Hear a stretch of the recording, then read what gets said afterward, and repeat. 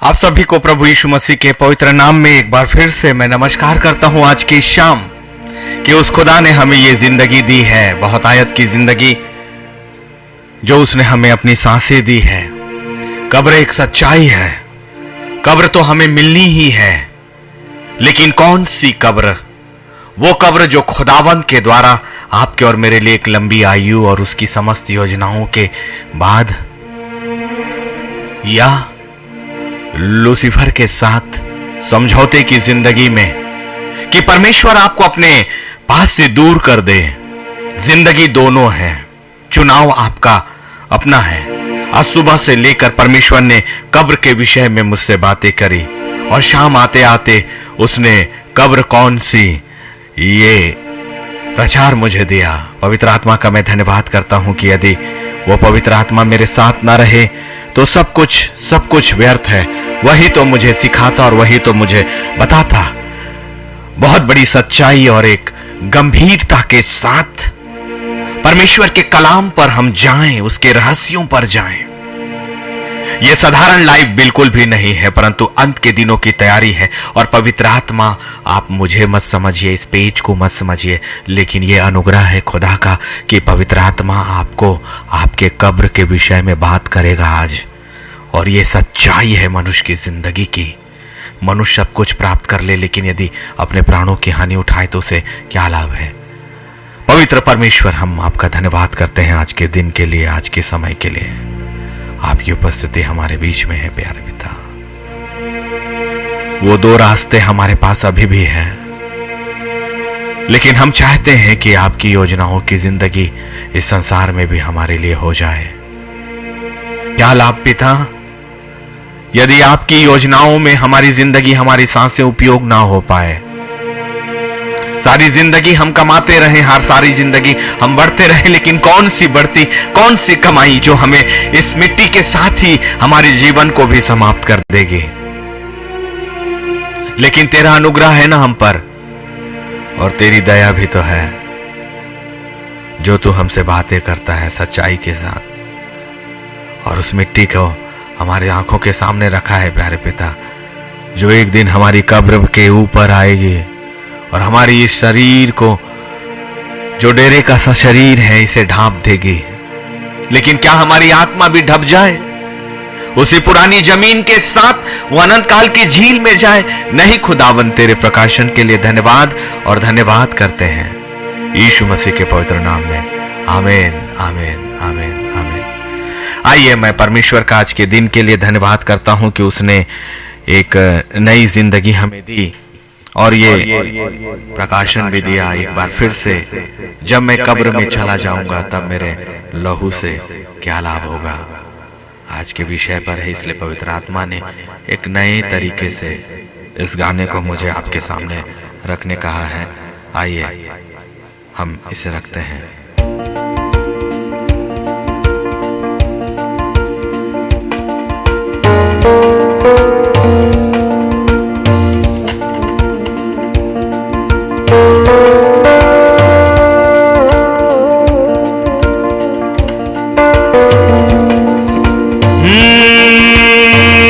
सांसें जब तक,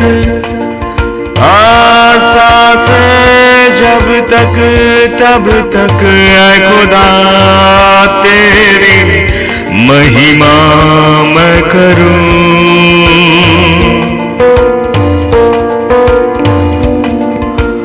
भजनकार कहता है, जब मैं कब्र में चला जाऊंगा तो मेरे लहू से क्या लाभ होगा? सांसें जब तक है तेरा धन्यवाद करे ये आत्मा, आत्मा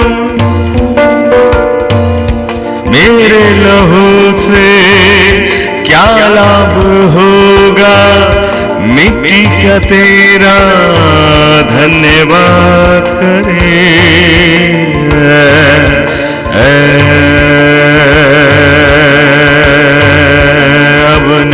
सिंहासन तुझको महिमा अब करूं, सांसों में सांसें हैं तब करूं। तुझको तुझको सराहूं, तूने बचाया मुझे। मिट्टी तो मिट्टी है, क्या धन्यवाद करे, क्या लोहूं तेरे सच्चाई को प्रचार करे।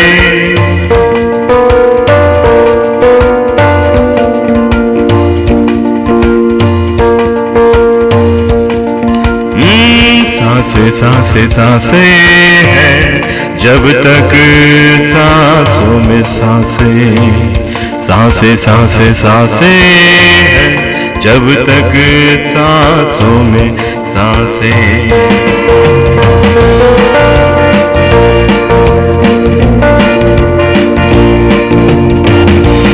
जब मैं कब्र में चला जाऊंगा, तब मेरे लोगों से क्या लाभ होगा।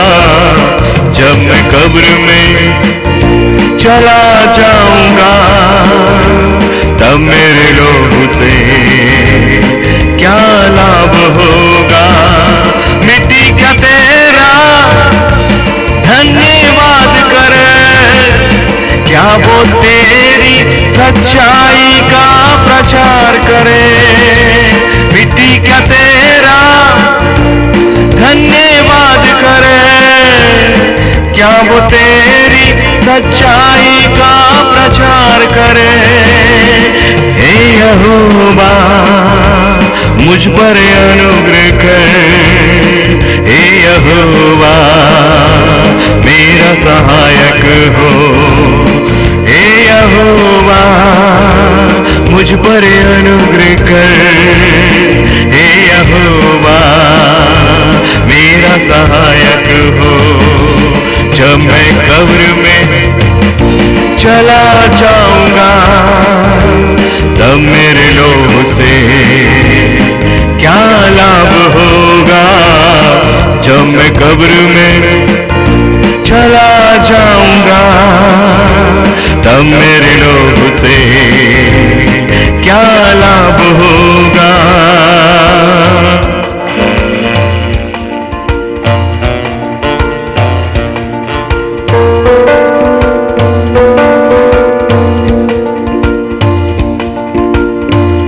तुझको मैं सराहूं अभी का भी,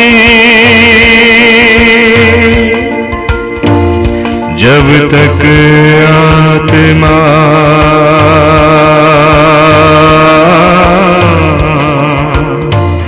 देह में मेरी तुझको सराहूं। जब तक सांसें तुझको सराहूं, देह में मेरे जब तक आत्मा तुझको सराहो। मिट्टी तो मिट्टी है, क्या धन्यवाद करे। मिट्टी तो मिट्टी है, क्या महिमा करे।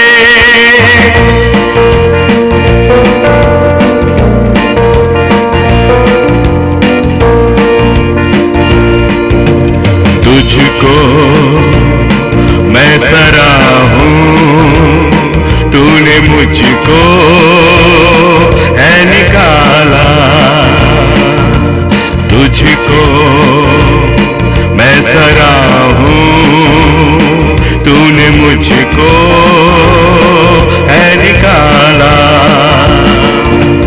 मेरे शत्रुओं को मुझ पर आनंद करने नहीं दिया।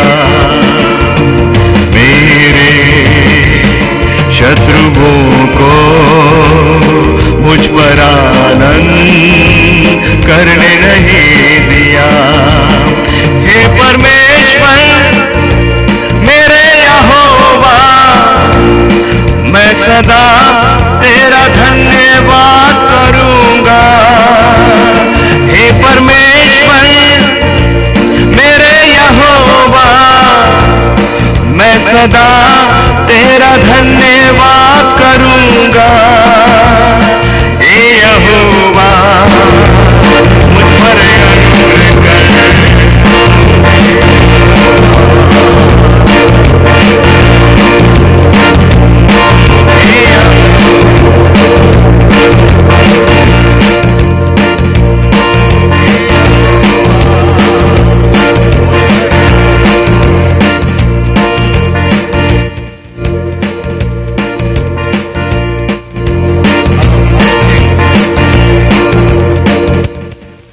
Hello hello check please. Hello hello check. हे यहोवा मुझ पर अनुग्रह कर। हे यहोवा मेरा सहायक हो। हे यहोवा मुझ पर अनुग्रह कर। हे यहोवा मेरा सहायक हो। जब मैं कब्र में चला जाऊंगा तब मेरे लोगों से क्या लाभ होगा। जब मैं कब्र में चला जाऊंगा तब मेरे लोगों से क्या लाभ होगा।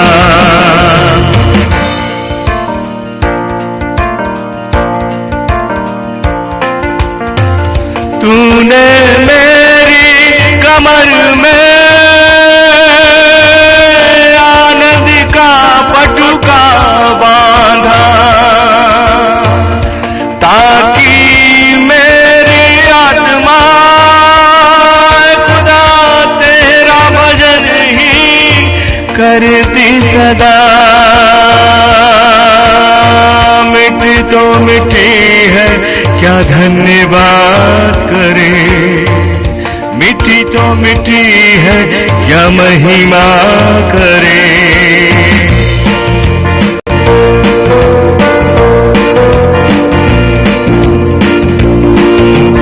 तूने मेरी कमर में आनंद का है पटुका बांधा ताकि मेरी आत्मा तेरा भजन ही गाती रहे सदा।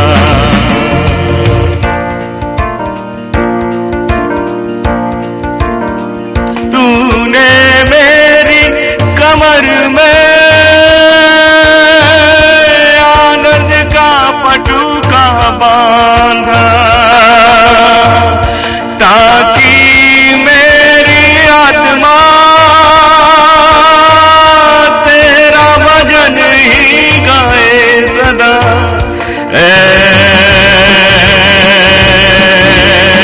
स्वर्ग में विराजमान तूने मेरी कमर में आनंद का है पटुका बांधा ताकि मेरी आत्मा तेरा भजन ही गाती रहे सदा। हे यहोवा मैंने दुहाई दी और तूने मुझे चंगा किया है। हे यहोवा मुझ पर अनुग्रह कर। हे यहोवा मेरा सहायक हो। हे यहोवा मुझ पर अनुग्रह कर। हे यहोवा मेरा सहायक हो। जब मैं कब्र में चला जाऊंगा तब मेरे लोगों से क्या लाभ होगा। जब मैं कब्र में चला जाऊंगा तब मेरे लोगों से क्या लाभ होगा। मिट्टी क्या तेरा धन्यवाद करे। क्या वो तेरी सच्चाई का प्रचार करे?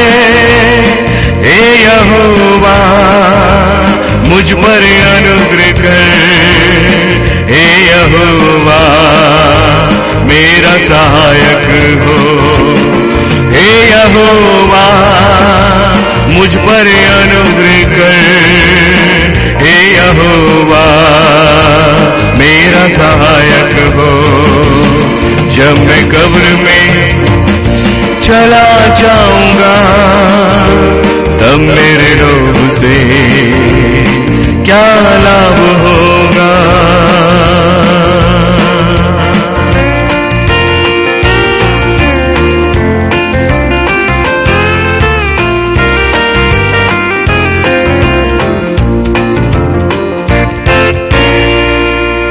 सचमुच में अब ये प्रश्न हमारे सामने है कि कब्र कौन सी होगी।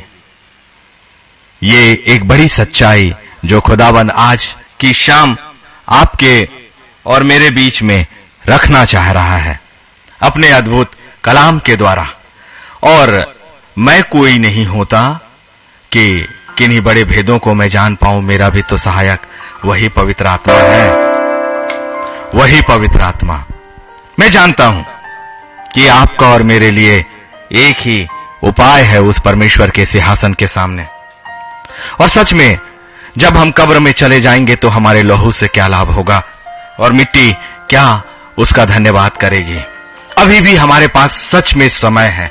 हमने बहुत से संसार की जिंदगी को, संसार की बातों को अपनी जिंदगी का आधार बनाकर रख लिया है, समझौता किया है, या तो परिवार से, या बच्चों से, या अपने वातावरण से, या अपनी परिस्थितियों से। एक बात ये बड़ी सच्चाई है कि परमेश्वर का मार्ग बहुत सकरा है और बहुत थोड़े हैं जो उसके कलाम के अनुसार अपनी सांसों को उस परमेश्वर के सामने दे सकते हैं। बिना खोए स्वर्गीय साम्राज्य कभी भी नहीं हासिल हो सकता। और अपने आप का इनकार किए बगैर, यहां तक कि अपने माता पिता, अपने बच्चों, अपने बाल बच्चों, और यहां तक कि अपना, यदि हम इनकार ना करें और अपना क्रूस ना उठाएं तो हम कभी भी स्वर्गीय साम्राज्य में प्रभु यीशु मसीह के चेले नहीं ठहर सकते। लेकिन जाता कुछ नहीं है, लेकिन पहले ये संघर्ष की जिंदगी तो आएगी ना, तैयारी तो होगी ही। नए यरूशलेम में एक बड़ा स्थान है और बहुत बड़ा अधिकार उस खुदा ने आपके और मेरे लिए रख छोड़ा है। इसलिए उतनी बड़ी चीज के लिए और उस संघर्ष के लिए हमें उस आत्मिक जिंदगी में तो आना ही होगा। क्यों नहीं, क्यों नहीं। एक बड़ी सच्चाई की कब्र तो हमें मिलनी तय है। हम में से हर एक ने अपनी जिंदगी का निर्धारण किया है और पवित्र शास्त्र बाइबिल उसका सब उद्देशक 12 और उसका 7 हमेशा ये कहता है। लेकिन उससे पहले मैं नीति वचन 3, 5 और 6 आपके सामने रखना चाहता हूं कि तू अपनी समझ का सहारा मत लेना, परंतु संपूर्ण मन से परमेश्वर यहोवा पर भरोसा करना। आज की सुबह जब मैं उठा और उठने के बाद जब नाश्ता करने लगा, परमेश्वर ने मुझे कब्रों को दिखाना प्रारंभ किया, बहुत सी कब्रें और बहुत सी कब्रें। और फिर मैंने प्रभु यीशु मसीह के उस आगमन की एक झलक सी देखी और सारी कब्रें खुलने लगी। और दो तरह के लोग, जो मत्ती 25 के अनुसार है, दो तरह के लोग न्याय की वेदी के सामने मैंने उठते हुए चेहरों को देखा जो स्वर्ग की ओर अपनी दृष्टि उठाए हुए थे, लेकिन उनमें से हर एक के लिए स्वर्ग का रास्ता नहीं था। और दो भाग थे। सारी कब्रें खुल गई, सब कुछ खुल गया, क्योंकि अब वो सामर्थ का और उस न्याय का समय था, अंतिम समय, जो सचमुच में एक बड़ा न्याय का समय है। और अभी भी पवित्र आत्मा ने हमें ये अधिकार दिया है और अभी भी हमारे पास समय है। तू अपनी समझ का सहारा मत लेना, लेकिन संपूर्ण मन से परमेश्वर यहोवा पर भरोसा रखना। इसलिए संसार की समझ को तो अभी कभी हमें छोड़ना पड़ेगा, त्यागना पड़ेगा, बिल्कुल भी। और उसके बगैर कोई और दूसरा स्थान नहीं है।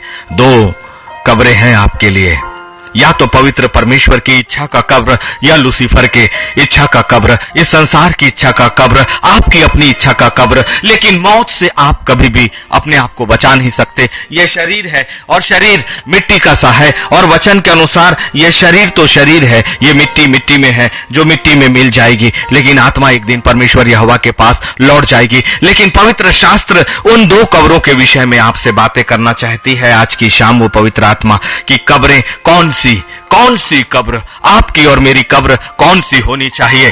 पहला राजा उसका 13 और उसका 31वां में हम देखते हैं राजा यरोबाम वहां पर था। माफ करिएगा, आज कुछ प्रॉब्लम आ रहे हैं। राजा यरोबाम यहां पर था और दो परमेश्वर के नबियों के विषय में बाइबल कहती है। एक नबी को परमेश्वर ने कुछ आज्ञाएं दी और उसे कहा कि जाओ तुम मेरे लोगों को मेरी बातें बताओ। आप देखिएगा पहला राजा उसका 13वां अध्याय और उसका 31वां कलाम यहां पर लिखा है। फिर उसे मिट्टी देकर उसने अपने बेटों से कहा, जब मैं मर जाऊंगा तब मुझे इसी कब्रिस्तान में रखना जिसमें परमेश्वर का यह जन रखा गया है, और मेरी हड्डियां उसी की हड्डियों के पास धर देना। कुछ भेद पवित्र शास्त्र बाइबल इस कलाम के विषय में कहती है।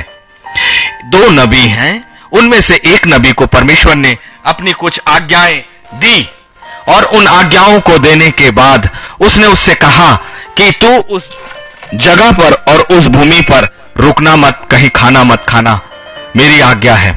परमेश्वर कई बार आपको आपकी जिंदगी में अपने बातों को, अपने रास्तों को बताने के बाद किसी चीज के लिए मना करता है, और बहुतेरे बुलाए हुए अगवा अपने मन या मनुष्यों के मन की बातों को करते हैं, चाहे वो भावनाओं की बातें हो चाहे किसी और की। लेकिन जो परमेश्वर का चुनाव है वो सिर्फ परमेश्वर के लिए होता है। परमेश्वर अपना हिस्सा उसमें कभी भी आपकी जिंदगी में किसी और हिस्से को कभी नहीं चाहता। इसलिए परमेश्वर की सेवा यदि आपको करनी है, उसकी आगाही में जाना है, और अब ये अंतिम समय का सुसमाचार प्रचार है नए यरूशलेम का, इसलिए अब हमें उन 5 कुंवारियों के समान अपनी तैयारी को हमेशा रखना ही होगा जो खुदा के कलाम के अनुसार है। दो नबी थे, उनमें से एक नबी को परमेश्वर ने आज्ञा दी, और जब वो जा रहा था उन बातों को बोलकर, तब राजा यरोबाम ने उस नबी को अपने महल में आमंत्रण दिया और उसे कहा कि तू पानी पी ले और कुछ भोजन को कर ले, जबकि परमेश्वर ने उससे सीधे सीधे मना किया था। और जब उसने वो आज्ञा नहीं मानी और जब वो जंगल के मार्ग से जा रहा था तो एक सिंह आया और उसने उसके शरीर को फाड़ खाया, लेकिन उसने उसके गधे को भी नहीं मारा और शरीर को और कोई हानि नहीं पहुंचाई। परमेश्वर का न्याय, परमेश्वर की योजनाएं अपने आप में बिल्कुल अलग है, और मनुष्य को वो अधिकार नहीं कि उस खुदा की योजना से अपने आप को बाहर ले जाए, उसकी आज्ञा से अपने आप को बाहर ले जाए। मसीही धर्म एक धर्म नहीं परंतु एक सच्चाई है, और मेरा परमेश्वर एक प्रभुओं का प्रभु और बोलने वाली शक्ति और सामर्थ है कि उसने जो एक बार कह दिया सो एक बार कह दिया। परमेश्वर के साम्राज्य से कोई दूसरा समझौता कभी नहीं करना चाहिए, और समझौता करने वाले लोग यदि थोड़े समय के लिए परमेश्वर की उपासना, उसकी आराधना, उसकी आज्ञा, उसके योद्धा बनते हैं तो ये परिणाम आपको कभी भी नए यरूशलेम में ले जाने की योग्य नहीं होगा। उस नबी ने सारे काम वही किए जो परमेश्वर ने कहा, लेकिन एक बात में उसने सहभागिता करी मनुष्य की, वो राजा के और उसके भोजन की, और परमेश्वर ने तत्काल उससे वो अधिकार बाहर लिया। और ये अधिकार कौन सा था? उसकी कब्र का अधिकार, उसकी कब्र का अधिकार। ये बहुत ही भयानक और गंभीर बातें हैं कि परमेश्वर से छल और कपट हम नहीं कर सकते। हमें लगता है कि हम परमेश्वर को धोखा दे सकते हैं, लेकिन परमेश्वर को धोखा देना या उसकी आज्ञा में आने के बाद उस आज्ञा से बाहर होना, एक कमिटमेंट जब आप उस खुदा से करते हो तो वो पवित्र यीशु के लहू से वो वाचा आप बांधते हो, और वो वाचा को तोड़ना, पवित्र यीशु के लहू को और उसकी सामर्थ को तोड़ना, पवित्र आत्मा के अभिषेक को हटा देना है, पवित्र आत्मा की निंदा है, पवित्र आत्मा से बाहर आना है, परमेश्वर के कार्यों से बाहर आना है। और फिर इसका दुष्परिणाम आपकी अपनी कब्र के चुनाव में होता है। परमेश्वर ने उसे उसकी अपनी निज भूमि की कब्र नहीं दी, उसके अपनी इच्छा की और उसके पूर्ण आयु की उम्र उसे नहीं दी, और उसकी आयु, उसकी सांसें तुरंत छीनी गई। तुरंत छीन ली गई। और उसके साथ एक सबसे बड़ी चीज हुई कि परमेश्वर ने उसके अपने देश, अपने राज्य, अपने पुरखों की जमीन में कब्र नहीं दी। ये बहुत भयानक बातें हैं। आपकी जिंदगी और आपके अंतिम समय को निर्भर करता है आपका वो चुनाव कि कौन सी कब्र आज आप अपने लिए चुनने जा रहे हो। ये शरीर है, सबोपदेशक 12 और 7 के अनुसार ये मिट्टी है और मिट्टी ज्यों त्यों का मिल जाएगी। लेकिन जो परमेश्वर के वचन पर विश्वास करने वाले लोग हैं, उनकी कब्र परमेश्वर की इच्छा का कब्र होता है। उनकी कब्र परमेश्वर की इच्छा का कब्र होता है। हम पवित्र आत्मा को धोखा नहीं दे सकते। उस नबी को भूमि उस जगह पर नहीं मिली। उसकी पूरी आयु परमेश्वर ने तत्काल समाप्त किया, क्योंकि उसने परमेश्वर की आज्ञा को नहीं माना था। उसने राजा की आज्ञा को, इस संसार की आज्ञा को, अपने घर की आज्ञा को, अपने रिश्तेदारों की आज्ञा को, अपने संबंधियों की आज्ञा को, अपने बच्चों को उसने पहले प्राथमिकता दिया। यही तो इसका अर्थ है कि उस राजा की बात सुनना मतलब संसार की बातों को सुनना। ये बातें छोटी नहीं। आपको बहुत सी बातें अपनी जिंदगी में छोटी लगती है, लेकिन परमेश्वर के लोग जो उसका चुनाव करते हैं, आपने यदि उसका चुनाव किया है तो सही कब्र परमेश्वर की योजना का आपको मिलना चाहिए। तब दूसरे नबी को खुदा ने आज्ञा दी, और जब उसने रास्ते पर जाकर देखा तो उस नबी की लोथ को उस जगह पर देखा और सिंह को उस जगह पर खड़े हुए देखा, लेकिन उसने कोई हानि नहीं की। तब उसने 13 का 31 वचन अपने बेटों से कहा।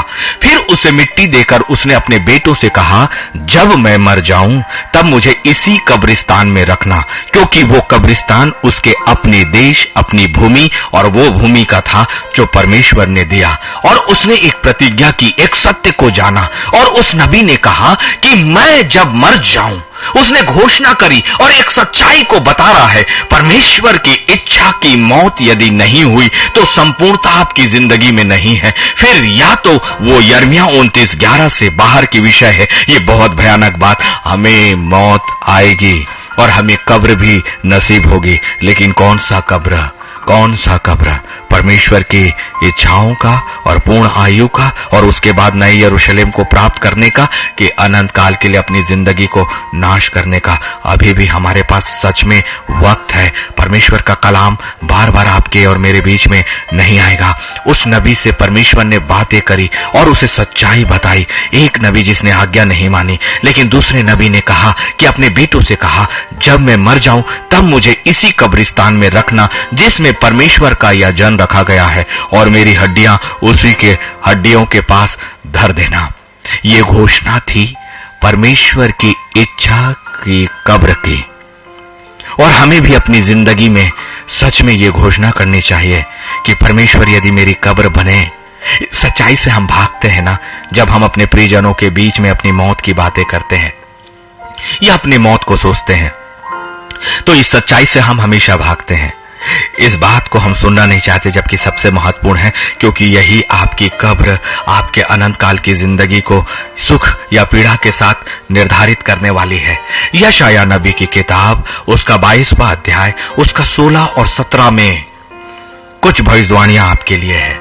मैंने कहा ना, यशायाह और यिर्मयाह मेरे बहुत फेवरेट प्रॉफिट्स में से हैं, जो सच में इतनी अधिक प्रोफेसी की आत्मा को लिए हुए हैं कि जब आप उनके वचनों की गहराइयों में जाओगे, उनकी भविष्यवाणियां आपको नए यरूशलेम तक लेकर जाएगी, अंतिम भविष्यवाणी तक। हर बातों का प्रकाशन उसमें है। यहां लिखा है यशायाह 22 उसका 16 और 17 में, और यहां तेरा कौन है? ये आपकी जिंदगी की भविष्यवाणी कर रहा है, आपकी कब्र की भविष्यवाणी है ये। यहां तेरा कौन है कि तूने अपनी कब्र यहां खुदवाई है? तू अपनी कब्र ऊंचे स्थानों में खुदवाता और अपने रहने का स्थान चट्टान में खुदवाता है। हम तैयारी करते हैं ना अपने सांसारिक जिंदगी की, और मरने से पहले बहुत सी योजनाएं बनाते हैं, बहुत सी योजनाएं। मरने से पहले हमें संपत्ति अर्जित करना है, मरने से पहले हमें परिवार पैदा करना है, मरने से पहले हमें बच्चों को बड़ा करना है।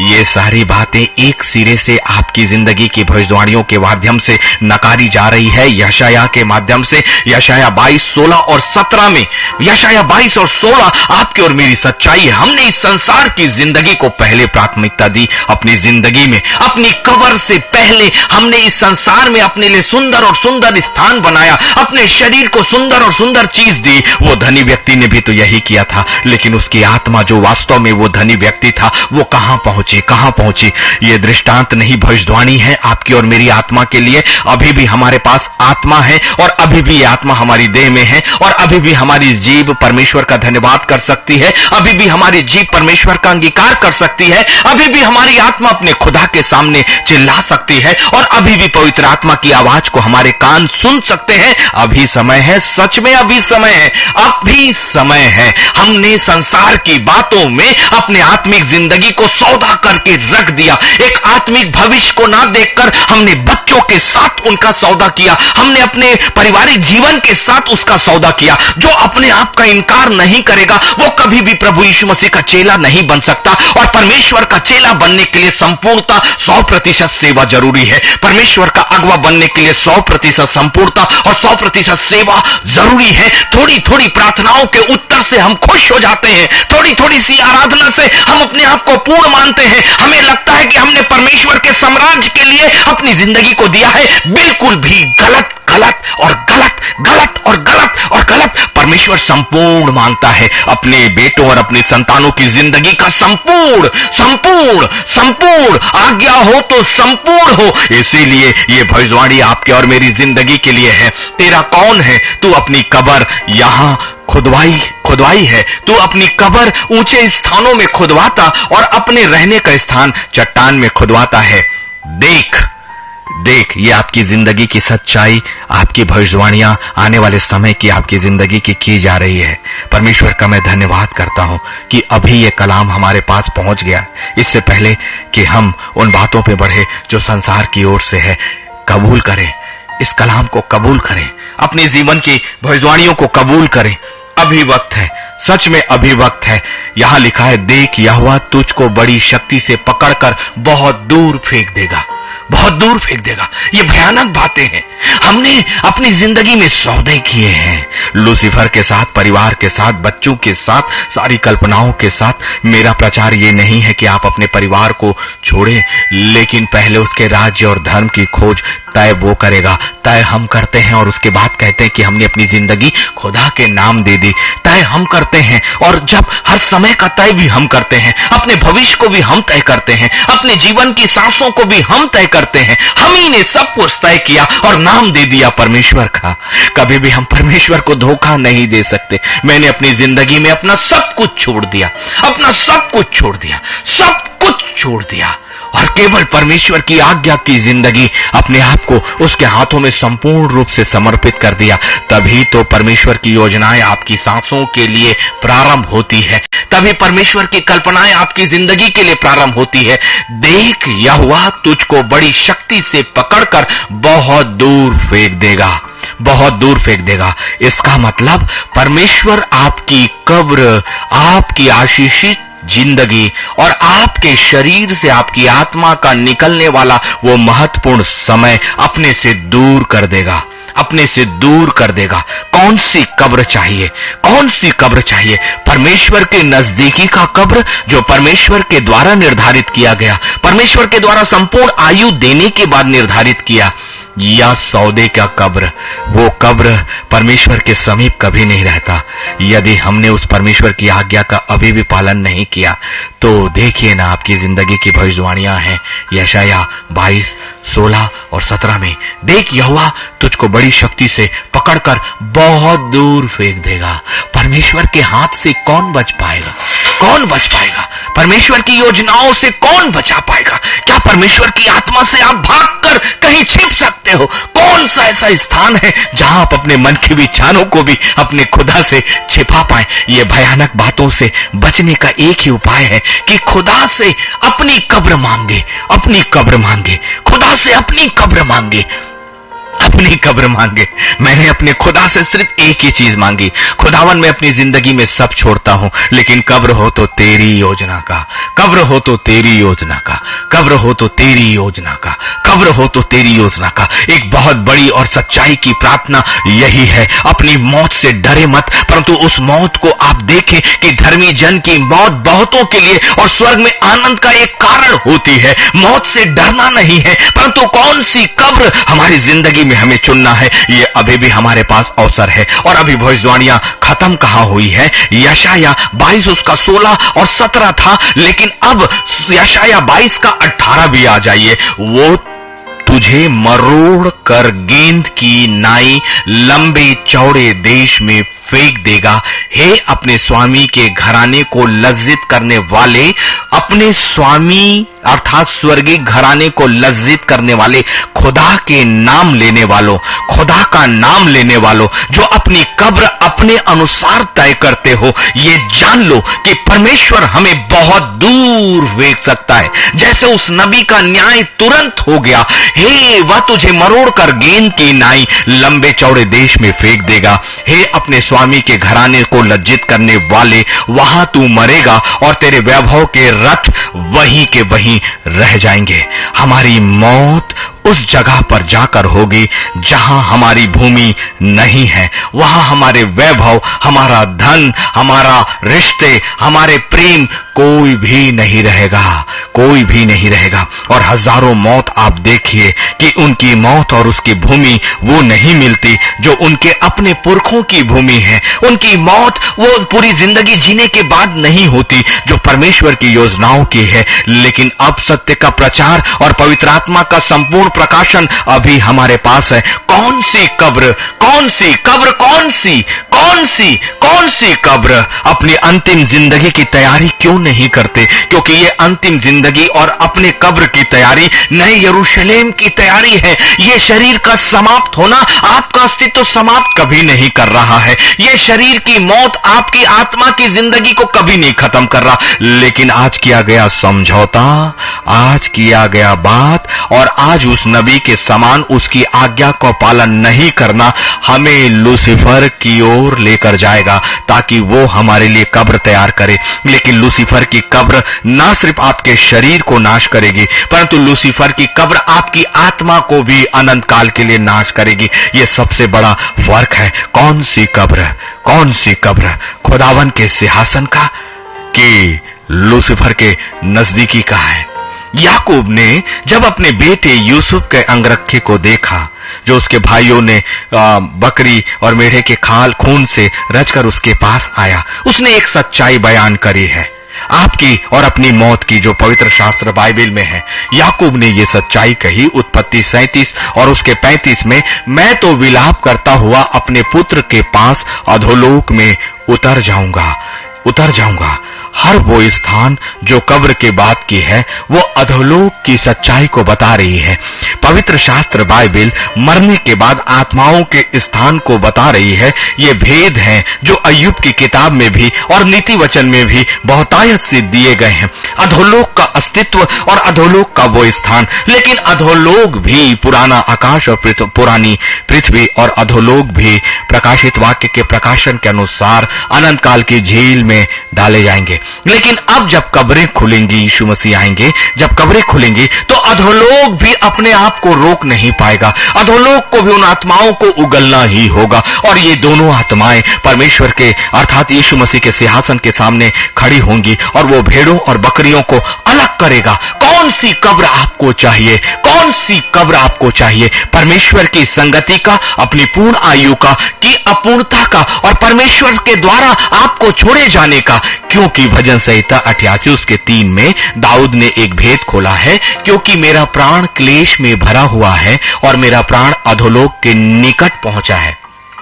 फिर से आपके प्राणों की सच्चाई, अधोलोक की सच्चाई ना सिर्फ यूसुफ के द्वारा, याकूब के द्वारा, परंतु दाऊद के द्वारा भी वो अधोलोक की सच्चाई आपके सामने खोली जा रही है। इसीलिए जब याकूब के सामने बिन्यामीन के विषय में भी बात हुई कि जब वो यूसुफ को बुला रहा था, तब उत्पत्ति 42 और 38 में फिर से उसने उस सच्चाई को रिपीट किया है, तुम्हारे कारण मैं इस बुढ़ापे की अवस्था में शोक के साथ अधोलोक में उतर जाऊंगा। एक कब्र वो है जो आपको अधोलोक तक लेकर जाएगी, लेकिन शोक के साथ, और एक कब्र वो है जो आपको नए यरूशलेम तक लेकर जाएगी आनंद के साथ। चुनाव आपके पास है। कब्र कौन सी? कब्र कौन सी? क्या इस सच्चाई के साथ जो याकूब ने कहा, दो तरह की, या तो हम अपने शोक के साथ उस अधोलोक में उतरेंगे, या परमेश्वर के सिंहासन के सामने आनंद के साथ उसके कब्रों के बीच में जाएंगे। दूसरा शामूएल उसके 22 उसके 5 और 6 में राजा दाऊद के विषय में शामूएल नबी की किताब में ये मिलता है। दूसरा शामूएल में, मृत्यु के तरंगों ने तो मेरे चारों ओर घेरा डाला, नास्तिकपन की धाराओं ने मुझको घबरा दिया था, अधोलोक की रस्सियां मेरे चारों ओर थीं, मृत्यु के फंदे मेरे सामने थे। ये आपकी जिंदगी में भी अभी भी होता है। अधोलोक की रस्सियां आपके आगे चारों ओर हैं और मृत्यु के फंदे आपके सामने हैं। राजा दाऊद ने इस सच्चाई को बताया, लेकिन उसने अपनी आत्मा को बचा लिया। उसने उस आत्मा को बचा लिया क्योंकि पवित्र आत्मा ने उन्हें वो सच का प्रकाशन दिया। अभी भी हमारे पास वही अवसर है जो दाऊद के पास प्रकाशन था, जो याकूब के पास प्रकाशन था। वही पवित्र आत्मा हमें आज वचन की गहराइयों में अंदर तक लेकर जाना चाहता है। कौन है जो अधोलोक की रस्सियों में चारों ओर से अपने आप को बांध कर रखेगा? क्योंकि अधोलोक के साथ बंधना न्याय के दिन के बाद अनंत काल की झील में जाना है, क्योंकि अधोलोक, पुराना आकाश और पुरानी पृथ्वी, ये तीनों अनंत काल की झील में डाले जाएंगे। इसलिए अभी भी हमारे पास अवसर है। कब्र कौन सी? परमेश्वर की इच्छा की कि अपने और संसार और लूसीफर की इच्छा की? कौन सी कब्र आपको चाहिए? यदि पवित्र आत्मा आपके पास है तो बुद्धि भी आपके पास होगी, और जब बुद्धि होगी तो आप अपनी सही अंतिम समय का चुनाव करेंगे। इस जीवन के रहते ही हमें अभी भी अपने अंतिम समय का चुनाव कर लेना चाहिए। अंतिम समय का चुनाव परमेश्वर की योजनाओं का चुनाव है। अंतिम समय का चुनाव अपने भविष्य को परमेश्वर की योजनाओं में डालने का है। जाने दीजिए संसार के रिश्तों को, जाने दीजिए सारी चीजों को। जो परमेश्वर के लिए अपने आप का इनकार नहीं करते, वो कभी भी परमेश्वर के चुनाव के योग्य नहीं है, और अयोग्य कभी भी योग्य के साथ नहीं बांधा जाता। योग्य के साथ तो योग्य ही बंधेगा, योग्य के साथ तो योग्य ही बंधेगा। परमेश्वर के सही चुनाव के साथ उसका सही चुनाव ही सहभागिता रखेगा। परमेश्वर अलग अलग चुनाव कभी नहीं करेगा। यदि परमेश्वर साथ में किसी को अपनी सेवा में लेता है तो योग्यता को चुनेगा, और वो है आत्मा की योग्यता। संसार को देखने वाले लोग, संसार के रिश्तों को देखने वाले लोग, संसार के साथ चलने वाले लोग कभी भी स्वर्ग को नहीं देख सकते, कभी भी स्वर्गीय साम्राज्य के सामने समझौता नहीं कर सकते। वो समझौता करते हैं संसार से, वो समझौता करते हैं परिवार से, वो समझौता करते हैं संसार से, और फिर वो समझौता करेंगे लूसीफर की कब्र से, लूसीफर की कब्र से। क्योंकि संसार और संसारिक जिंदगी का सौदा उस कब्र के साथ सौदा है जो लूसीफर के साथ अधोलोक में जाने वाला है। इसलिए पहला राजा 2 और उसमें 6 कहता है, इसलिए तू अपनी बुद्धि से काम लेना, बुद्धि से काम लेना, और पवित्र आत्मा बुद्धि का मूल है। इसलिए जब आप बुद्धि से काम लेते हो, आत्मिक बुद्धि से काम लेते हो, तो पवित्र आत्मा के ऊपर आप अपनी जिंदगी, अपने फैसलों को छोड़ते हो। बड़ा भेद है पहला राजा और उसके 2 और 6 में। और उस पके बाल वाले को अधोलोक में शांति से उतरने ना देना, ये राजा दाऊद ने सुलेमान से कहा था, उस व्यक्ति के लिए जो तड़प, जिसने उसे बहुत आयत के साथ सताया था। उसने अपने बेटे को यह आज्ञा दी कि उस व्यक्ति को अधोलोक में शांति से उतरने ना देना। इसका मतलब क्या है? क्या वो राजा उस आज्ञा के विरोध में था? वो इस बात की भविष्यवाणी कर रहा था कि जिसने खुदा के नबी को, जिसने खुदा के चुने हुए जन को, जिसने खुदा की योजनाओं के बीच आकर उस व्यक्ति की जिंदगी को सताया, परमेश्वर उसे शांति के साथ अधोलोक में उतरने नहीं देगा। वो अपने हर उन कार्यों का लेखा परमेश्वर के सामने इस संसार में ही देकर जाएगा। ये बहुत भयानक बातें हैं। भेदों की बातें, कि परमेश्वर के लोगों को सताने वालों का न्याय परमेश्वर इस संसार में करता है, और उनकी मौत वो कब्र नहीं होती जो परमेश्वर की योजनाओं का कब्र हो। संसार में सारी जिंदगी भर हम किसी व्यक्ति के पीछे पड़े, जिंदगी भर हम किसी को सताएं, जिंदगी भर हम किसी पर नालिश करें, जिंदगी भर कभी हम किसी पर अधिकार करें, लेकिन एक दिन जब कब्र का अधिकार आएगा तो खुदा अपनी संतानों का बदला आपसे लेगा। वो कब्र वो नहीं मिलेगी जो खुदा की कब्र है, वो कब्र लूसीफर के पाले की ही मिलेगी। बहुत ही भयानक और कठिन बातें हैं, इसलिए परमेश्वर के साम्राज्य और उसकी बातों का लेखा ले ले। लेकिन खुदा की कब्र कैसी है, इसका भेद अय्यूब की किताब में मिलता है। अय्यूब और नीति वचन में भी इन बातों को खोलता है। अय्यूब 3 और उसके 21 में परमेश्वर की कब्र क्या है? वे मृत्यु की बाट जोहते हैं पर वह आती नहीं। पहली चीज, परमेश्वर की कब्र आपको आपकी पूरी आयु जीने के बाद मिलेगी। This is the promise of the God. Receive this promise, that is in the Job 3:21। अय्यूब 3 और 21 में है।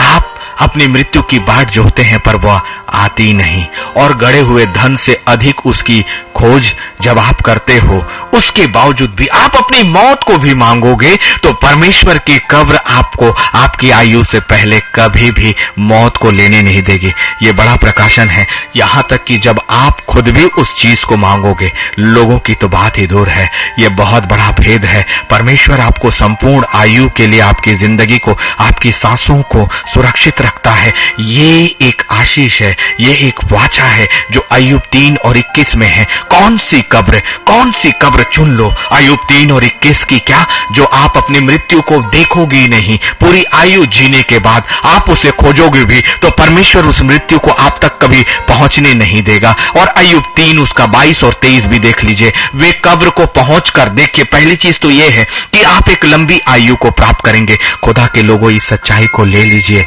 ये आपके लिए एक सच्चाई है।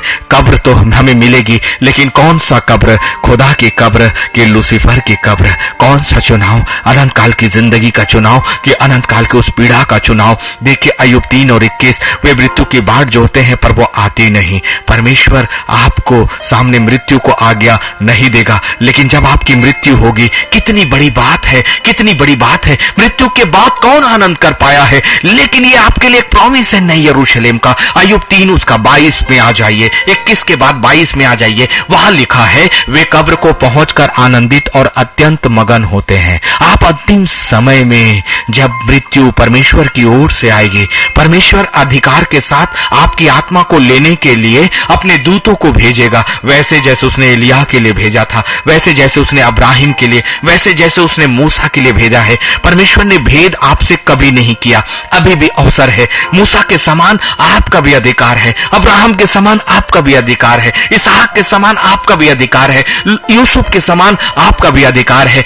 अय्यूब 3 और उसका 22, वे कब्र को पहुंचकर आनंदित और अत्यंत मगन होते हैं। उजियाला उस पुरुष को क्यों मिलता है जिसका मार्ग छिपा है, उसके चारों ओर ईश्वर ने घेरा बांध दिया है। एक बार फिर से वो व्यक्ति जो परमेश्वर की कब्र का चुनाव करता है, अपनी संपूर्ण जिंदगी को आशीष के साथ जिएगा, और परमेश्वर उसके शरीर से जब उसकी आत्मा को अपनी योजनाओं के अनुसार लेगा, तो यहां लिखा है वो आनंदित और अत्यंत मगन होने वाली अवस्था में लेकर जाएगा। उजियाला मिलेगा, और उजियाला कहां है? नई यरूशलेम में। भेद है अय्यूब 3 उसका 22 और 3। उजियाला मतलब नए यरूशलेम का स्थान, क्योंकि वहां परमेश्वर का तेज है। उसका मार्ग तो अभी पता नहीं रहता, छिपा रहता है, जिसके चारों ओर ईश्वर ने घेरा बांध दिया है। ये प्रेजेंट टेंस में है, बांध दिया है। जो खुदा की कब्र का अर्थात परमेश्वर की योजना और अपनी सांसों का चुनाव परमेश्वर के हाथों में देते हैं, ईश्वर का घेरा उनके चारों ओर बंधता है, और अब उसकी जिंदगी और उनकी सांसों पर और किसी का अधिकार नहीं होता। कौन सी कब्र आप चुनेंगे? अय्यूब ने एक और सच्चाई आपके सामने रखी है, उसका 5वां अध्याय और उसका 26। अय्यूब 5 और उसका 26, जैसे पुलियों का ढेर समय पर खलिहान में रखा जाता है, वैसे ही तू पूरी अवस्था का होकर कब्र को पहुंचेगा। रिसीव करें इस प्रॉमिस को, रिसीव करें। जैसे पुलियों का ढेर खेत में पूरी तरह से पकता है और पकी हुई फसल ही खलिहान पहुंचती है, वैसे ही परमेश्वर आपको संपूर्ण आयु, संपूर्ण आशीष का जीवन, संपूर्ण सामर्थ का जीवन देने के बाद आपको अपने खलिहान में लेकर जाएगा। ये है अय्यूब 5 और 26 में आपकी जिंदगी, अर्थात उस कब्र का विषय में जो परमेश्वर की ओर से आपको मिलने वाली है। संपूर्ण आयु, जैसे कि फसल पकती है वैसे ही आप भी अपनी जिंदगी को पूरी जिंदगी जियोगे, और फिर जैसे वो खलिहान में जाती है वैसे ही तू पूरी अवस्था का होकर कब्र को पहुंचेगा। ये कौन सी कब्र है? परमेश्वर की कब्र पूरी आयु की कब्र है। परमेश्वर की कब्र संपूर्ण अवस्था की कब्र है। चुनाव अभी भी आपके पास है। आपको जो जिंदगी मिली है वो खुदा ने दी है। ये सच्चाई अय्यूब 10 और उसके 19 में है। अय्यूब 10 और उसके 19 में, मेरा होना ना होने के समान होता और पेट ही से कब्र को पहुंचाया जाता। पेट ही से, इसलिए आपकी माता के उत्पत्ति से पहले ही कई ऐसे बच्चे हैं जो अपनी माता के गर्भ में ही मृत हो जाते हैं। यही सच्चाई है। लेकिन खुदा ने आपको जिंदगी दी ना, आपके माता के गर्भ से आपको बाहर लेकर आया। अभी तक आप अपनी योजना, अपने माता पिता के द्वारा नहीं, अपनी क्षमता में नहीं, परमेश्वर के द्वारा पाले गए हो। परमेश्वर के द्वारा पाले गए हो। परमेश्वर के द्वारा आपकी सांसें मिली है। ये सच्चाई अय्यूब 10 और 19 के आपके सामने है। मेरा होना ना होने के समान होता और पेट ही से कब्र को पहुंचाया जाता। क्यों नहीं जिंदगी के लिए उस परमेश्वर का धन्यवाद करते? और जब परमेश्वर ने आपको माता के गर्भ से रचा और ये जिंदगी आपको इस संसार में मिली, तो ये चुनाव कौन सा करेंगे? कौन सी योजना का चुनाव? आप अपनी जिंदगी में अपने घर के दायरों में सिमट कर रह गए। सालों सालों सालों जहां थे वहीं, और जहां हो वहीं आगे भी रहोगे। कभी भी नए यरूशलेम का रास्ता नहीं मिलेगा। परमेश्वर के लिए अपने आप का इनकार करें। कब्र वो खोजें जो परमेश्वर की ओर से है। पूरी आयु, संपूर्ण सेवा, पूर्ण सेवा, संपूर्ण सेवा, पूर्ण सेवा, संपूर्ण आयु, परमेश्वर की योजनाओं की जिंदगी, परमेश्वर की योजनाओं का भविष्य, उसके साथ की आत्मिक जिंदगी। इसीलिए दूसरा शामिल 14 और 14 आपके सामने है। हमको तो मरना ही है। बाइबिल आपके बारे में बता रही है, जिस जिंदगी को आपने तय कर लिया कि मैं वर्षों जिंदा रहूंगा और आज नहीं मैं कल परमेश्वर की सेवा कर लूंगा। आपको क्या मालूम कि अगले पल मैं कल इस कैमरे पे आऊं या ना आऊं, लेकिन इस कैमरे के पीछे मेरे खुदा की आत्मा के साथ मेरी तैयारी होनी ही चाहिए। इसलिए जब वो कब्र की सच्चाई बता रहा था, मैंने अपना मोबाइल पूरी तरह से बंद रखा। पूरी तरह से 4 से 6 घंटे मैंने बंद रखा, क्योंकि ये गंभीर था। मुझे इस संसार के साथ कभी भी उन गहराइयों पर लेकर नहीं जा सकती थी। संसार को आपको छोड़ना पड़ेगा, अपने रिश्तों को छोड़ना पड़ेगा, तभी परमेश्वर आपको अपने वचन की गहराइयों में लेकर जाता है।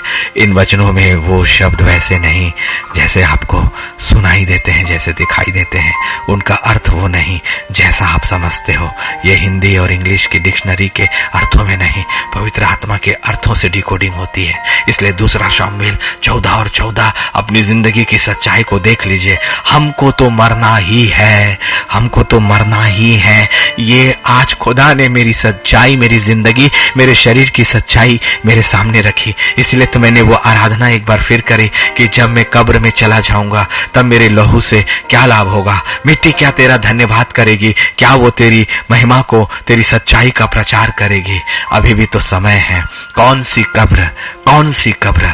दूसरा शामिल 14 और 14, हमको तो मरना ही है और भूमि पर गिरे हुए जल के समान ठहरेंगे, जो फिर उठाया नहीं जाता। तो भी परमेश्वर प्राण नहीं लेता, वरन ऐसी युक्ति करता है कि निकाला हुआ उसके पास से निकाला हुआ ना रहे। अभी भी अवसर है, अभी भी अवसर है। कौन सी खबर?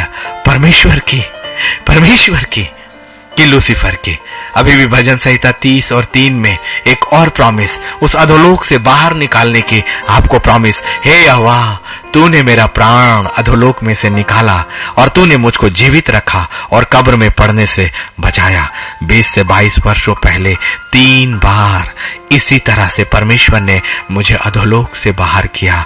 3 मेजर हार्ट अटैक के बाद ये वचन भजन 30 और 3 उस वक्त मैं नहीं जानता था, लेकिन आज परमेश्वर ने इस कलाम को मेरे सामने रखा और कहा, तेरी आत्मा की प्रार्थना से मैंने भजन 30 और 3 का तेरी जीवन में मैंने स्थापित किया था। पवित्र आत्मा ने कहा यही भजन 30 और 3 तेरी जिंदगी के लिए जिब्राइल लेकर आया था, जब तेरी आत्मा उस बिस्तर पर अंतिम समय पर जिसे परमेश्वर की दुहाई दी, और जब तुमने कहा कि खुदावन ये जिंदगी जो मैंने अब तक जी है, मैंने अपनी सोच, अपनी समझ, अपने परिवार, अपनी नौकरी, अपने कामों के लिए जिया है, लेकिन अब यदि ये जिंदगी तू देता है तो ये जिंदगी मैं तुझे दूंगा। तुरंत ये प्रार्थनाएं परमेश्वर के सिंहासन के सामने कबूल हुई और जिब्राइल को आज्ञा मिली कि भजन संहिता 30 और 3 को लेकर वो मेरे शरीर के पास आ जाए और उसे स्थापित करे, परमेश्वर के वचन को मेरी जिंदगी के साथ जोड़ दे। असंभव और अनदेखी चीजें हैं जो खुदा ने आपकी जिंदगी के साथ किया है। परमेश्वर का वचन सच्चा है। जब उसने कहा हे यहोवा तूने मेरा प्राण अधोलोक में से निकाला और तूने मुझको जीवित रखा और कब्र में पड़ने से बचाया। डॉक्टर्स उनका मॉनिटर प्लेन हो गया था। उन्होंने कई लोगों ने मेरे चेस्ट को दबाया और मेरी सांसें वापस लाई। उन्हें लगता है कि संसार और विज्ञान ने वापस लाया। वो तो मिनटों तक मॉनिटर पूरी तरह से प्लेन था। सांसें नहीं थी, पल्स बीट भी नहीं था, धड़कना भी नहीं था, लेकिन जिब्राइल के पास भजन संहिता 30:3 मेरी जिंदगी के लिए था। हे यहोवा तूने मेरा प्राण अधोलोक में से निकाला और तूने मुझको जीवित रखा और कब्र में पड़ने से बचाया। अब और कौन सी कब्र का चुनाव? एक बार तो संसार की कब्र से परमेश्वर ने निकाल लिया, एक बार लूसीफर की कब्र से परमेश्वर ने निकाल लिया। अभी भी अवसर है। मुझे परमेश्वर ने एक नई जिंदगी दी, वरना मेरे पास अवसर नहीं होता, क्योंकि उस वक्त मेरी जुबान ने कभी अंगीकार नहीं किया था। उस वक्त मेरी जिंदगी परमेश्वर की योजनाओं की जिंदगी थी ही नहीं। उस वक्त तो मैंने अपने आप को अनजाने में ही उस कब्र के हवाले कर दिया था, जो मेरे जीवन को अनंत काल के उस पीड़ा के स्थान पर लेकर जाता। लेकिन अनुग्रह है उस परमेश्वर का। अभी भी कौन सी कब्र, कौन सी कब्र, कब्र कौन सी? अब मेरे लिए जो कब्र होगी ना, वो परमेश्वर की योजनाओं की कब्र रख गई, जिसमें मैंने परमेश्वर ने कहा खुदावन मुझे अब कभी भी तो बिस्तर में पड़ने मत देना। मेरी आत्मा सीधे तेरे सिंहासन के उस अधोलोक में देना, क्योंकि एक सच्चाई है। नीति वचन 30 और 16 अधोलोक और बांझ की कोख, भूमि जो जल पी पी कर तृप्त नहीं होती, और आग जो कभी कहती नहीं बस करो, बस करो। एक अधोलोक कभी बस नहीं कहेगी। बांझ की कोख भूमि की जल से कभी भी तृप्त नहीं होती, जो आग कभी नहीं कहती। बड़ी सच्चाई नीति वचन 30 और 16 की, नीति वचन 30 और 16 की। ये बस नहीं है, आपके लिए अब अंतिम प्रकाशन है। अंतिम प्रकाशन उस खुदा की ओर से है। यशाया 28 और 15 की भविष्यवाणी अपनी जिंदगी के लिए लीजिए। तुमने कहा है कि हमने मृत्यु से वाचा बांधी और अधोलोक से प्रतिज्ञा कराई। ये भेद आप नहीं समझ पा रहे क्या इन शब्दों को? पवित्र आत्मा ने आज की शाम इस कलाम यशाया 28 और 15 को कहा कि हम अपनी जिंदगी में बहुत सी सुरक्षाओं की व्यवस्था करते हैं। कोरोना में बहुत से लोगों ने वैक्सीन खरीद कर रखा था, इंजेक्शंस खरीद के रखे थे। बहुत से लोगों ने बड़े बड़े महल बना लिए, सुरक्षा के सारे इंतजाम बना लिए, लेकिन उनकी जिंदगी नहीं बच पाई। इस सच्चाई को, अपने खुदा के कलाम की सच्चाई को जो आपकी जिंदगी की है, सच में अभी कबूल करें। पूरी जिंदगी बदल जाएगी, जिंदगी बदल जाएगी। खुदा का एक कलाम आपकी कब्र को तय करेगा। क्या कौन सी कब्र? खुदा की, यही संसार की। खुदा की कब्र उसकी योजनाओं की जिंदगी है और उसमें मौत नहीं। लेकिन लूसीफर और संसार की कब्र में आत्मा की भी मौत है। अभी भी अवसर है। अपनी आत्मा की चिंता करें। संसार में भले सब कुछ छूट जाए, आत्मिक जिंदगी से और परमेश्वर की योजनाओं से कभी कोई समझौता नहीं। मैंने सब कुछ छोड़ दिया, सब कुछ छोड़ दिया, सारी बातें छोड़ दी, क्योंकि अब सत्य मेरे पास है। संसार के रिश्ते ना मिले चलेगा, संसार का परिवार ना मिले चलेगा, संसार का धन और सुख मिले ना मिला, लेकिन मुझे अपने खुदा की कब्र चाहिए। आपको कौन सी कब्र चाहिए? खुदा की कब्र। यशाया 28 और 15। तुमने कहा हमने मृत्यु से वाचा बांधी और अधोलोक से प्रतिज्ञा कराई है। मृत्यु से कैसी वाचा बांधा आपने? मृत्यु आएगी ही आएगी, वो झूठी है, क्योंकि मृत्यु का अधिकार लूसीफर के पास है, उसके पास असत्य है। आप मृत्यु और अधोलोक से नहीं बच सकते, चाहे कितनी भी वाचा बांध लो, संसार में कितनी भी तैयारी कर लो। इस कारण विपत्ति जब बाढ़ की नाई बढ़ आए तब हमारे पास ना आएगी। ये आप कहते हैं ना कि संसार में चाहे कुछ भी हो जाए मेरी कोई हानि नहीं होगी, लेकिन क्योंकि हमने झूठ की शरण ली और मिथ्या की आड़ में छिपे हुए हैं। आपका अपने आप को सुरक्षित समझना यशाया 28:15 आपके हर विचारों का खंडन कर रहा है, आपकी सुरक्षा का खंडन कर रहा है, आपकी योजनाओं का खंडन कर रहा है। यदि आपने ये कहा कि हमने मृत्यु से वाचा बांधी है, वो हमें सुरक्षित रख देगी, हमने अधोलोक से प्रतिज्ञा करी है, अधोलोक हमें नहीं लेगा, इस कारण विपत्ति जब बाढ़ की नहीं बढ़ आए तब हमारे पास नहीं आएगी, नहीं वो आएगी ही आएगी, क्योंकि हमने झूठ की शरण ली और मिथ्या की आड़ में छुपे। हमने लूसीफर की कब्र को चुन लिया जाने और अनजाने में, लेकिन अभी कब्र चुने अपने परमेश्वर का, कब्र चुने अपने परमेश्वर की आयु का। परमेश्वर की कब्र आपको संपूर्ण आयु, आपकी हड्डियों के बूढ़े होने तक। मेरे खुदा का दास दाऊद अपनी हड्डियों तक जीवित रहा, अब्राहम अपनी हड्डियों तक जीवित रहा, इसहाक अपनी हड्डियों तक जीवित रहा, यूसुफ अपनी हड्डियों तक जीवित रहा, अपनी अंतिम सांसों तक, जब तक कि उसके शरीर में सारे बाल ना पक गए, जब तक कि उसकी हड्डियां पूरी तरह से कमजोर ना हो गई। ये अभिषेक है खुदा का, आपकी संपूर्णता। उन्होंने तो परमेश्वर की कब्र का चुनाव किया। आप और मैं अभी कौन सी कब्र का चुनाव करेंगे? कौन सी कब्र? मेरे लिए मेरे परमेश्वर की कब्र मेरा चुनाव है, और आपके लिए कौन सा कब्र आपका चुनाव है? चुन लीजिए, आज चुन लीजिए। पवित्र परमेश्वर, मैं आपका धन्यवाद करता हूं। हमें आपकी कब्र चाहिए पिता। हमारी संपूर्ण आयु इस जिंदगी के भी, आशीष की जिंदगी और आपकी सेवा और आपका भविष्य जो आपने हमारे लिए रख छोड़ा है, बाकी सारी चीजें यहीं त्यागते हैं, पूरी तरह से छोड़ते हैं।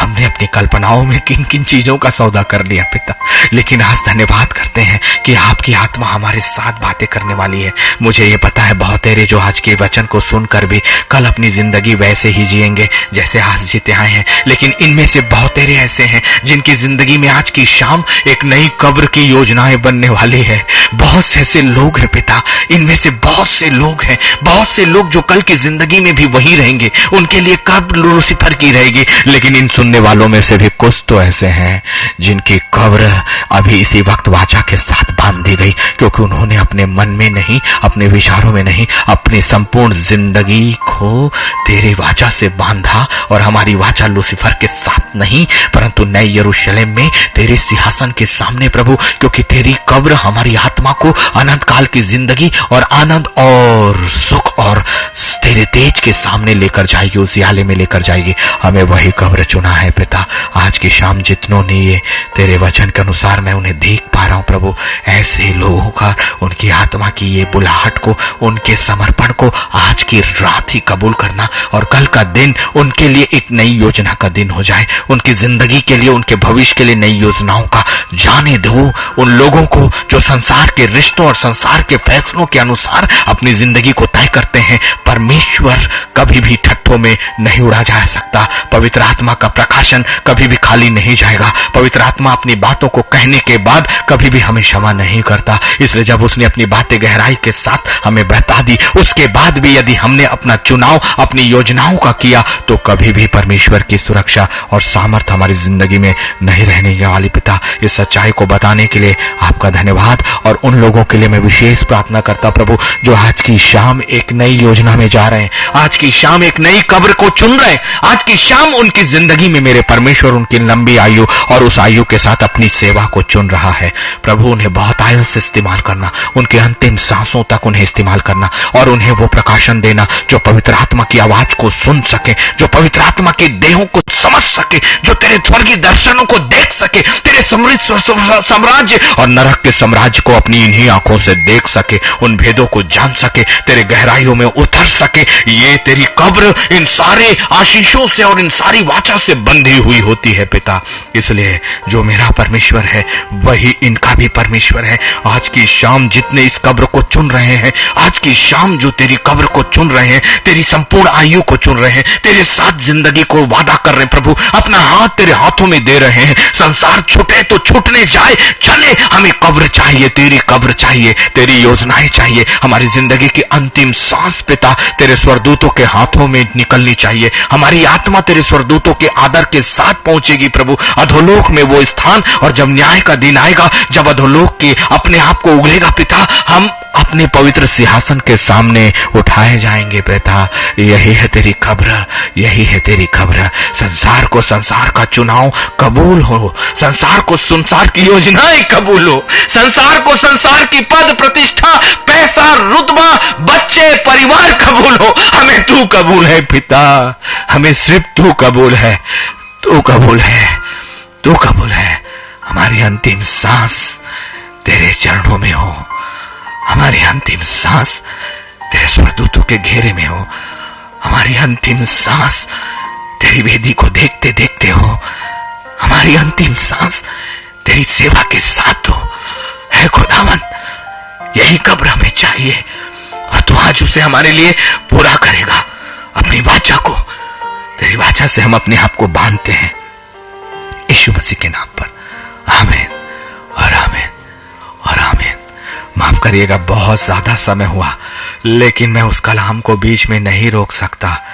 संपूर्णता जरूरी है। परमेश्वर ने ये प्रार्थनाएं इसलिए दी क्योंकि आज की रात बहुत से आप में से लोगों को परमेश्वर की कब्र मिल रही है। रिसीव करें, रिसीव करें।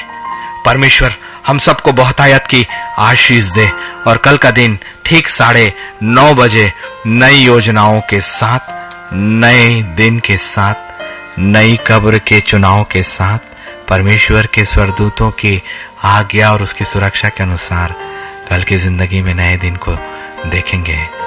नई कब्र का चुनाव आज की रात कर लीजिए, परमेश्वर की कब्र का, उसकी योजनाओं को यीशु मसीह के नाम पर। हमें सभी को खुदावंद आशीष दे। जय मसीह की।